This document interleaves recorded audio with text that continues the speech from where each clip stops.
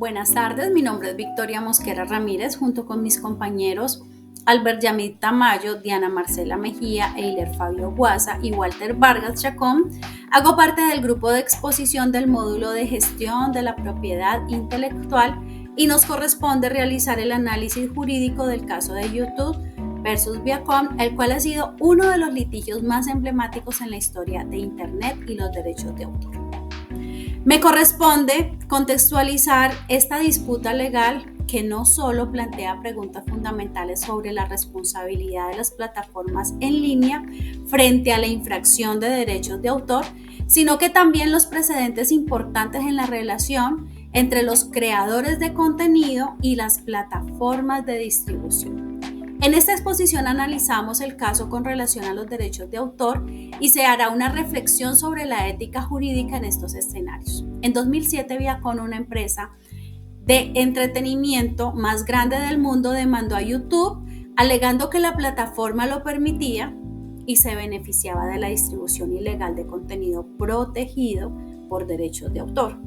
Viacom reclamó que miles de videos, incluyendo episodios de sus programas populares como South Park y The Daily Show, se habían subido sin permiso a YouTube. Viacom argumentaba que YouTube no solo toleraba la infracción de derechos de autor, sino que incluso fomentaba la subida de contenido protegido para aumentar su tráfico y por ende sus ingresos. Viacom presentó como prueba una serie de correos electrónicos y documentos internos que, según ellos, demostraban que los ejecutivos de YouTube eran conscientes de la magnitud de las infracciones y no hacían nada para prevenirlos. Viacom también criticó la política de YouTube para esperar que los propietarios de derecho de autor notificaran las infracciones en vez de implementar un sistema proactivo de filtrado de contenido.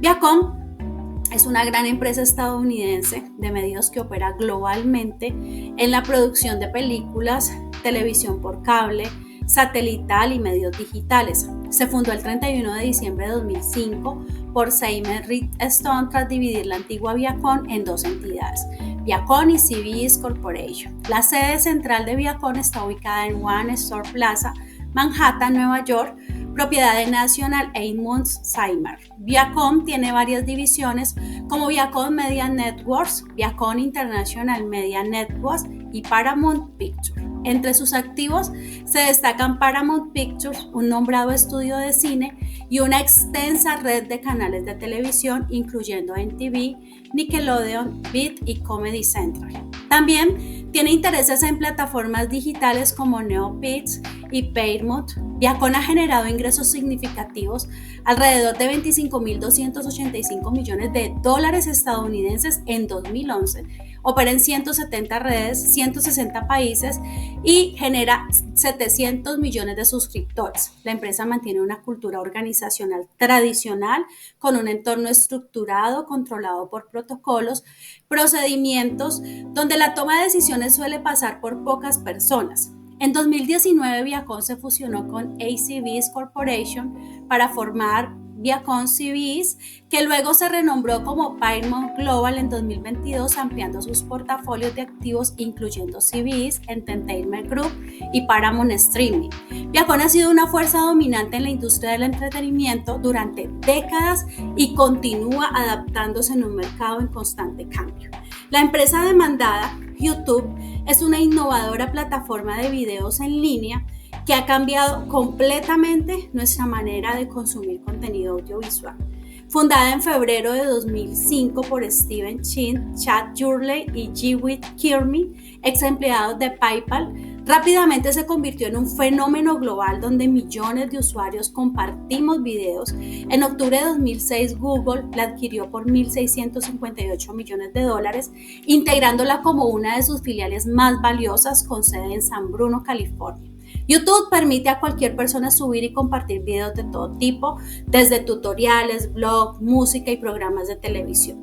Además, ofrece servicios adicionales como YouTube Kids, YouTube Music, YouTube Premium, YouTube Shorts y YouTube TV, con más de 500 horas de contenido por hora y una audiencia global impresionante YouTube se ha transformado el día de hoy en la industria de entretenimiento y sigue siendo una de las plataformas más influyentes en Internet.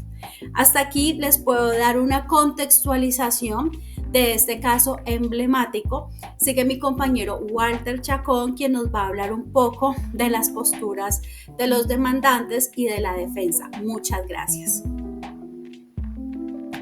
Gracias, Victoria. Continuando con la exposición, me correspondió informar sobre los puntos de la demanda y los puntos de la defensa. En cuanto a los puntos de la demanda, lo dividimos en 5 puntos. El primero habla de la infracción directa a los derechos de autor. Se alegó que YouTube permitió la reproducción, distribución y exhibición pública de más de 160,000 videoclips con derechos de autor pertenecientes a Viacom sin su permiso. Esto constituye una infracción directa de los derechos de autor según la Ley de Derechos de Autor de 1976.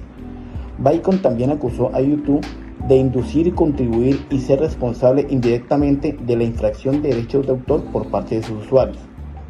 Segundo, es con respecto a este punto al conocimiento de la infracción. Se argumentó por parte de Viacom que YouTube tenía conocimiento de infracciones que ocurrían en su plataforma y a pesar de ello no tomó medidas suficientes para prevenirlas. Esto se basó en correos electrónicos y documentos internos que indicaban que los ejecutivos de YouTube eran conscientes de la magnitud de las infracciones. Esta falta de acción proactiva va en contra prácticamente de las obligaciones establecidas en la Ley de los Derechos de Autor, una ley de Estados Unidos llamada Digital Millennium. Esta, deletreando en inglés, es DMCA. Como tercer punto de esta demanda, tenemos que se argumentó que YouTube tenía conocimiento de las infracciones que ocurrían en la plataforma. A pesar de ello, no tomó medidas suficientes para prevenirlas. Esto se basó en correos electrónicos y documentos internos que indicaban que los ejecutivos de YouTube eran conscientes de la magnitud de las infracciones. Esta falta de acción proactiva va en contra de las obligaciones establecidas en la Ley de los Derechos de Autor que anteriormente mencionamos, la Digital Millennium DMCA. Como cuarto punto tenemos los beneficios comerciales de la infracción. Pues prácticamente Viacom sostuvo que YouTube se benefició económicamente del contenido infractor al aumentar su tráfico y por ende sus ingresos publicitarios. Viacom por su parte presentó evidencia de que YouTube fomentaba la subida de contenido protegido con el fin de atraer más visitantes a la plataforma. Quinto punto, Safe Harbor. Esto es como un puerto seguro. Viacom sostuvo que YouTube no podía acogerse a la protección de la zona segura o puerto seguro de la Ley de Derechos de Autor de la Ley Millennium Digital DMCA debido a su conocimiento transaccional de la infracción. En cuanto a las pretensiones de la demanda, lo resumimos en 2 puntos. Viacom exigió una compensación de $1.000 millones por los daños y por último simplemente argumentó que YouTube no había hecho lo suficiente para evitar la infracción de derechos de autor en su plataforma. Para terminar, vamos a nombrar los elementos de defensa de YouTube. YouTube se defendió invocando la protección bajo la Digital Millennium DMCA, que establece que las plataformas de Internet no son responsables de las infracciones de derechos de autor cometidas por sus usuarios, siempre y cuando cumplan con ciertos requisitos como la eliminación de contenido infractor una vez notificado.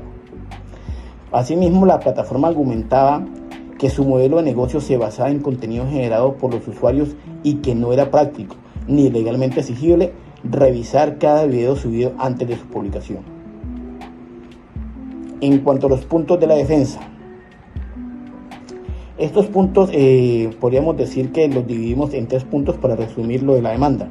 El primero habla sobre la protección de la zona segura de la DMCA, el segundo sobre la falta de conocimiento específico y por último el tercero habla de las medidas proactivas.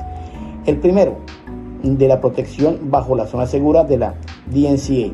YouTube defendió que estaba protegido por la zona segura de la DMCA según la sección 512 de la DMCA, pues manifiesta que las plataformas en línea no son responsables por el contenido subido por los usuarios siempre y cuando cumplan con ciertos requisitos, entre ellos como eliminar el contenido infractor una vez que reciben una notificación de los propietarios de los derechos de autor.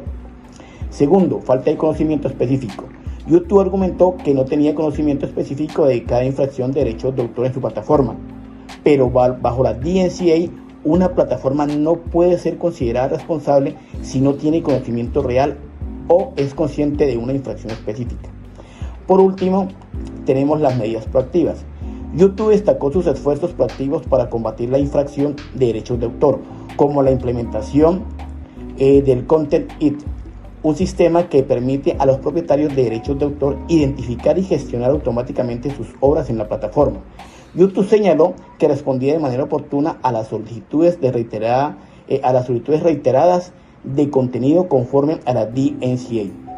Los dejo entonces a continuación con mi compañero Albert, quien les va a hablar sobre las leyes involucradas en el presente caso. Muchas gracias. Leyes involucradas en el caso. En este caso particular se evidencian dos leyes particulares. Está la Ley de Derechos de Autor de 1976 de los Estados Unidos. Esta ley establece que los derechos exclusivos de los autores sobre las obras creativas, lo que incluye la reproducción, distribución y exhibición pública. Diácono argumentó con base a esta ley que YouTube violó los derechos a partir de la difusión no autorizada de su contenido. Por otro lado, tenemos la Ley de Derechos de Autor del Milenio Digital, la famosa DMCA. Entonces, la DMCA específicamente en la sección 512C proporciona una zona segura para todas las plataformas en línea. Esas plataformas en línea, las cuales alojan un contenido generado por los usuarios, de cierta forma están protegidas. Entonces, para beneficiarse de esta protección, las plataformas deben cumplir con ciertas obligaciones, como tener una política de eliminación de contenido que infrinja las normas, donde las personas que sientan que tienen derechos o están siendo vulneradas puedan solicitar la eliminación y responder las notificaciones de los propietarios de derechos de autor. Entonces debe estar abierta a cualquier modificación, cambio o eliminación. Entonces vamos a centrarnos en lo que es la más importante, porque se enfoca en el desarrollo de tecnologías, que es la MCA. Hablando un poco más sobre esta ley, fue creada para implementar los tratados internacionales de la Organización Mundial Intelectual, la OMPI, de 1996. El Tratado de Derechos de Autor de la OMPI y el Tratado de la OMPI sobre interpretaciones y fotogramas.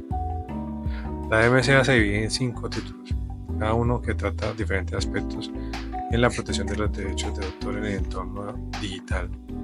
Entonces, el primer título implementa los tratados con la OMPI, implementando 2 nuevas prohibiciones del Código de Derechos de Autor de los Estados Unidos, que inicialmente hablamos es la Ley 1976. El segundo título, conocido como la Ley de Limitación y Responsabilidad por el infractor de los derechos de autor en línea, establece los límites de la responsabilidad de los proveedores de servicio en línea por infracción de derechos de autor cuando realizan ciertas actividades. Este apartado de la ley introduce el sistema de notificación y eliminación. Esto permite a los titulares de los derechos de autor notificar a los proveedores de servicio, los cuales tienen las plataformas en línea, sobre el contenido infractor que luego deben eliminar en brevedad. O sea, tan pronto se hace la notificación, tiene un periodo muy corto para hacer la eliminación. El tercer título crea una exención para la copia de un programa computacional con fines de mantenimiento o reparación. El cuarto título incluye diversas disposiciones relacionadas con las funciones de la Oficina de Derechos de Autor, la educación a distancia, las excepciones en el Código de Derechos de Autor para bibliotecas y grabaciones efímeras, la transmisión de sonido por internet, las plataformas como Spotify, por ejemplo, y la aplicabilidad de los acuerdos de negociación colectiva en casos de transferencia de derechos en películas. Esto se ve mucho con las plataformas de streaming, Netflix, Star Plus, todas las que están en ese momentico cobijadas por esos derechos. El quinto título crea una nueva forma de protección para los diseños de quillas en embarcaciones. A grosso modo, la DMCA proporciona un marco legal para proteger los derechos de autor en el entorno digital y fomenta el desarrollo de la industria de Internet. Eso es muy importante porque, como se ha masificado tanto, es importante reglar y tener en cuenta todos estos desarrollos tecnológicos. En Colombia sí estamos atrasados en ese aspecto, pero pues ahora con el tema de la plataforma de Uber y otras que están en el mercado, eso ha impulsado a que se haga un interés en actualizar la normatividad. En el contexto del caso de estudio, la base legal se centra en la DMCA, la cual es una ley clave que equilibra la protección de los derechos de autor con el crecimiento y la innovación en el ámbito digital, lo cual proporciona un entorno legal claro y estructurado para las partes involucradas. Esta ley protege a ambas partes, entonces lo importante es conocer cuáles son las implicaciones, cuáles son los límites para no infringirla en Estados Unidos. Es de notar de que esta ley solamente aplica en los Estados Unidos. El Internet es muy grande, entonces hay algunos países que se adhieren y se cobijan sobre esta misma ley, la DMCA, y permiten hacer este mismo tipo de eliminaciones de contenido. Otros países no lo hacen, entonces no hay una uniformidad, digamos, en la legislación del Internet.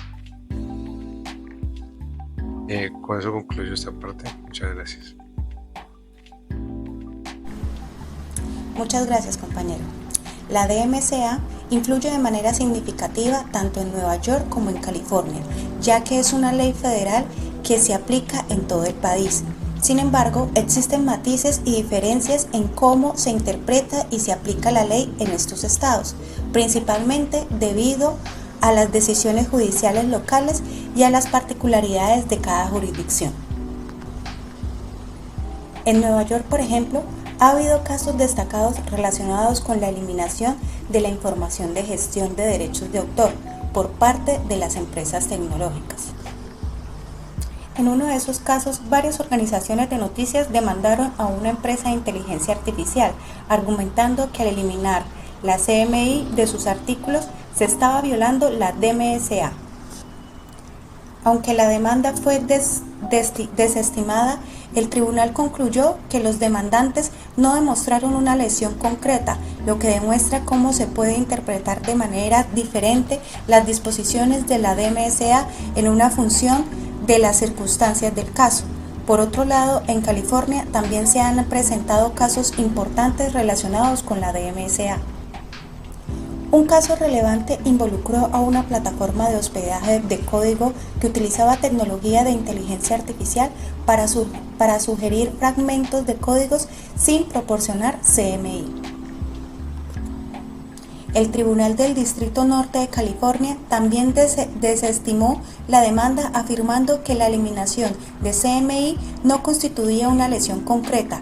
Esos ejemplos destacan cómo las decisiones judiciales locales pueden influir en la aplicación de la DMCA en diferentes estados. A pesar de estas diferencias, la esencia de la DMCA se mantiene consistente en todo el país, proporcionando un marco legal para proteger los derechos de autor en el entorno digital, estableciendo el sistema de notificación y eliminación, que permite a los titulares de derechos de autor hacer retirar contenido infractor de manera eficiente. No obstante, las interpretaciones judiciales locales pueden moldear la aplicación de la ley, subrayando la importancia de estar al tanto de los precedentes establecidos en cada jurisdicción. El caso se desarrolló en varias etapas. Inicialmente, el Tribunal del Distrito de Nueva York falló a favor de Google, afirmando que la disposición de refugio seguro de la DMCA protegía a YouTube, ya que no tenía conocimiento real de las infracciones específicas. Sin embargo, el Tribunal de Apelaciones en Segundo Circuito revocó esta decisión en el 2012, argumentando que existía una cuestión de hecho sobre el nivel de conocimiento de YouTube sobre las infracciones. El caso fue devuelto al Tribunal del Distrito, que nuevamente falló a favor de Google en el 2013, concluyendo que Viacom no había demostrado que YouTube tenía conocimiento real de las infracciones específicas. Finalmente, en el 2014, Viacom y Google llegaron a un acuerdo fuera de los tribunales, aunque los términos del acuerdo no se hicieron públicos. Este caso fue significativo porque subrayó la importancia de la disposición de refugio seguro de la DMCA y cómo éste protege a los proveedores de servicios en línea de la responsabilidad por las infracciones de derechos de autor cometidas por sus usuarios, siempre que cumplan con ciertos requisitos. El caso también destacó los desafíos que enfrentan las empresas de medios tradicionales en el área digital, donde la proliferación de contenido generado por usuarios y la rápida difusión de videos en plataformas como YouTube han cambiado radicalmente el panorama de la distribución de los contenidos. Además, el caso subrayó la necesidad de un equilibrio entre proteger los derechos del autor y fomentar la innovación y el crecimiento en el ámbito digital. El fallo tuvo profundas implicaciones para la industria del entretenimiento y las plataformas de contenido en línea. Por un lado, reforzó la protección legal para las plataformas basadas en contenido generado por los usuarios, permitiéndoles operar sin las constantes amenazas de litigios por derechos de autor siempre y cuando cumplieran con requisitos de la DMCA. Por otro lado, el caso subrayó la necesidad de herramientas más sofisticadas para la gestión de derechos de autor en la era digital. La implementación y mejora continua del sistema como Content ID en YouTube es ejemplo de cómo las plataformas han evolucionado para equilibrar los intereses, los creadores de contenido y los propietarios de derechos de autor. Es por el análisis de todo lo que ha implicado este caso tan interesante de YouTube y Bacon. Ahora hagamos una reflexión final de todo el proceso. El caso YouTube versus Bacon no solo fue un conflicto legal, una batalla por el control del contenido de la era digital. Viacom, que era una de las mayores empresas de entretenimiento, demanda a YouTube en el 2007 alegando que la plataforma permitía la distribución ilegal de contenido sin su autorización. Es un litigio que planteó una cantidad de preguntas cruciales sobre la responsabilidad de las plataformas en línea y su papel como intermediarios en la difusión de contenido. Ahora bien, las implicaciones que este caso tuvo nos dejan ver cómo la resolución fue fundamental para establecer precedentes en la legislación sobre derechos de autor. El tribunal falló a favor de YouTube reafirmando un concepto importante, el de la zona segura, bajo el precepto digital de Millennium Copyright, la DMCA. ¿Qué significa?